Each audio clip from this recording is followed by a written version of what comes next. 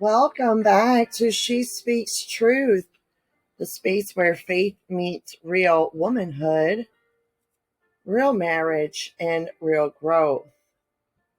Today's episode hits deep because we're exposing one of the quietest truths inside Christian marriage. This message is for all my ladies, my female listeners. If the men want to listen too, that's fine, but this is geared more towards the women today.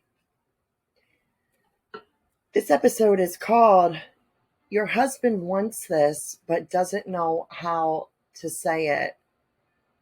Now listen, some of you might be thinking, if he wants something, he should just say it. But spiritually, emotionally, and even biblically, it is more complex than that. Many husbands carry desires they don't know how to articulate, not because they don't care, but because their upbringing, personality, maybe past experiences train them to stay quiet. Yet these desires, they matter. And honoring them is part of honoring the covenant God joined together. And you can reference that in the book of Mark, chapter 10, verse 9. So let's get into what your husbands deeply want, but will rarely verbalize. I'm going to give you some verses through each section that we go through, and you can jot them down and reference back to them later if you would like. But the first thing is he wants emotional connection first. And we can reference 1 Peter chapter 3, verse 7. And we can also reference Ephesians chapter 5, verse 33. One of the biggest misunderstandings is thinking men want physical intimacy first. In reality, many husbands crave emotional connection. They just don't know how to ask for it. And 1 Peter chapter 3, verse 7 tells husbands to live with their wives in an understanding way. But that scripture cuts both ways. Understanding is mutual. Husbands are expected to understand their wives, and wives are called to respect their husbands. And it talks about that in Ephesians chapter 5, verse 33. A man wants to feel emotionally safe enough to share his heart. He wants to know he won't be belittled. He wants to feel like his inner world matters, not just what he provides. Simple questions open the door. Babe, how's your heart today? I see how hard you work and I appreciate you. And this aligns with Proverbs chapter 12, verse 25, which says, anxiety weighs down the heart, but a kind word cheers it up. Your words have power to unlock connection. And I want you to always keep that in the back of your mind. And after we establish that emotional connection, we need to establish the physical touch outside of the bedroom. And we are going to use these two verses for our reference on this section. Song of Solomon, chapter 1, verse 2, and Song of Solomon, chapter 7, verse 10. Many husbands don't know how to say this, but they long for non-sexual affection. Touch that says, I desire you, not just touch that leads to sex. Song of Solomon shows us that God is not shy about physical affection between husbands and wives. Let him kiss me with the kisses of his mouth. Chapter 1, verse 2 is not just poetic. It's a reminder that affection is holy and not optional. Touch builds connection. A hand on the shoulder, sitting close on the couch, a kiss in passing. Song of Solomon, chapter 7, verse 10 says, I belong to my beloved, and his desire is for me.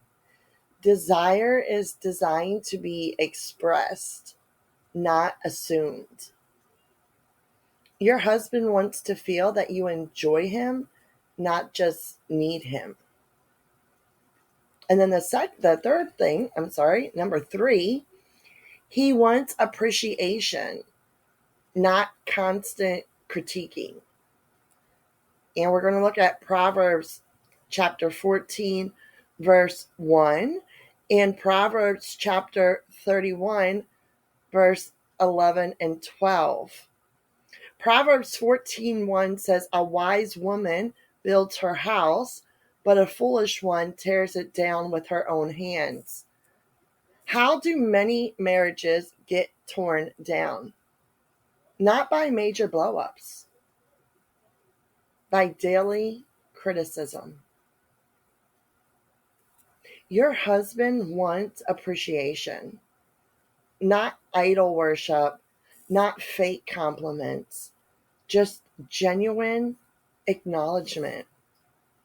Men often shut down under repeated criticism because it hits their sense of identity and capability. Proverbs 31 paints a picture of a wife whose words and actions bring confidence to her husband. The heart of her husband safely trusts in her. That is what Proverbs 31:11 says. Trust grows when he feels seen, not scrutinized. Try phrases like, I notice what you do for this family, or thank you for carrying so much, or you handled that really well. A little appreciation can shift the entire atmosphere of the home. Number 4, he wants a safe space to be vulnerable. To me, this is one of the most important out of them. They're all important, but I tend to really keep this one in the back of my mind. And we're going to look at James 1, verse 19, and Proverbs chapter 18, verse 21. I'm going to be honest with you, ladies.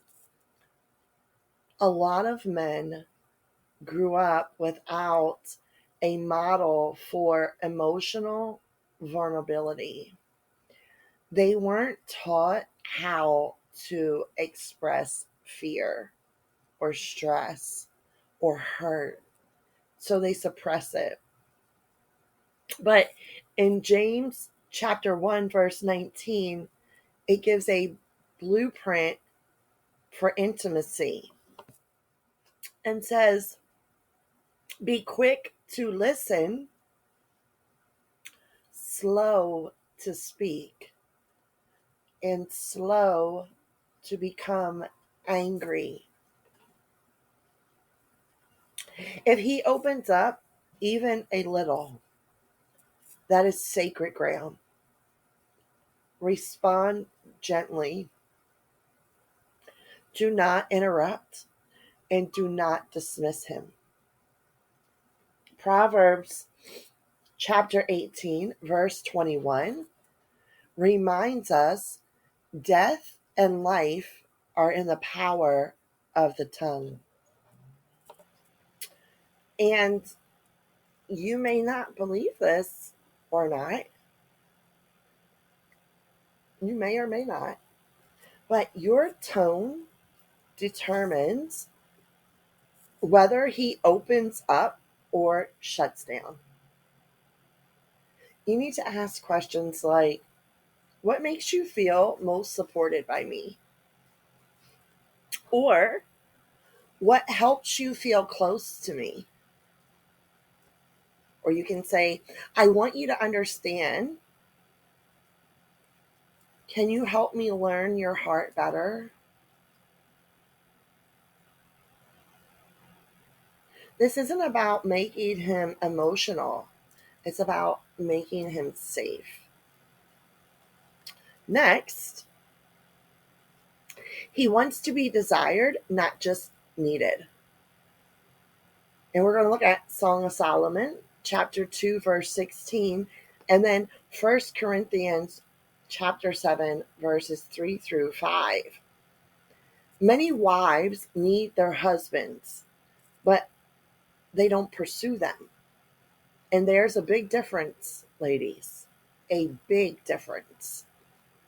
Men are silent about this, but it cuts so deep.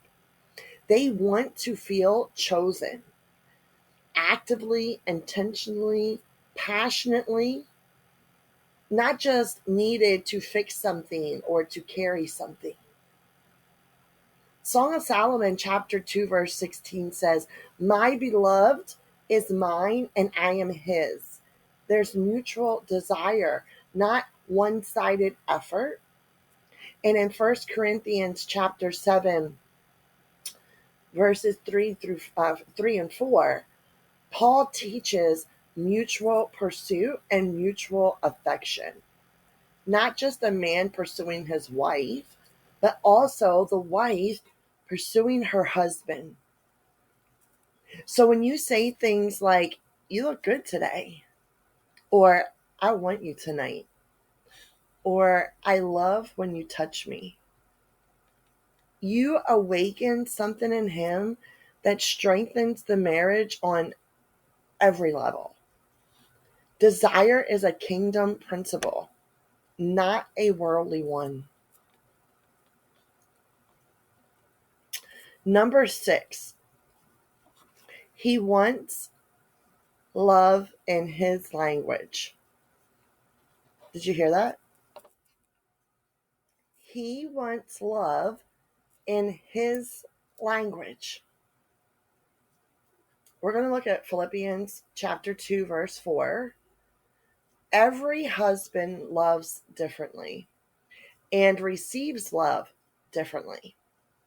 Words, touch, time, acts of service, gifts.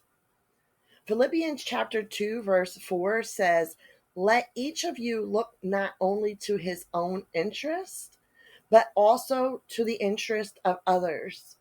This includes emotional interests. Pay attention to how he expresses love, because that's usually his unspoken request. If he fixes things, acts of service might be his language. If he's touchy, it could be physical affection. If he compliments you often, words matter to him. The language you neglect becomes the need he buries. Do you understand? Don't neglect what he needs. And let's bring it all together. And we can look at Romans chapter 12, verse 10 And then Ephesians chapter 4, verses 2 and 3. And here's the heart of this whole episode. Your husband wants connection, affirmation, affection, and emotional safety. But he may not know how to say it. He may simply just not know how to tell you. In Romans chapter 12, verse 10, tells us to outdo one another in showing honor. When both spouses live like this, intimacy thrives. So when both spouses try to outdo one another in showing honor, your intimacy will thrive. And then in Ephesians chapter 4, verses 2 and 3, calls us to be completely humble and gentle, making every effort to keep the unity of the Spirit through the bond of peace. Unity doesn't happen by accident. Intimacy doesn't grow from silence. Connection doesn't appear out of thin air.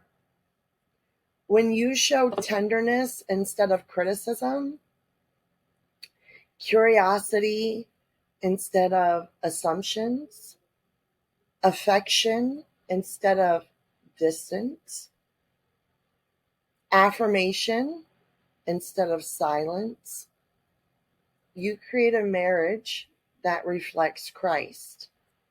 Sacrificial, connected, and alive. Your husband wants deeper intimacy with you, emotionally, spiritually, physically. He just may not have the language to ask for it, but he feels it. He longs for it. And he responds powerfully when he receives it. If this episode blessed you, share it with another wife who wants to strengthen her marriage God's way. Remember, intimacy grows where honor, gentleness, and grace are present. This is She Speaks Truth, where we empower wives to love boldly, grow spiritually, and build marriages that thrive. Until next time, ladies, God bless.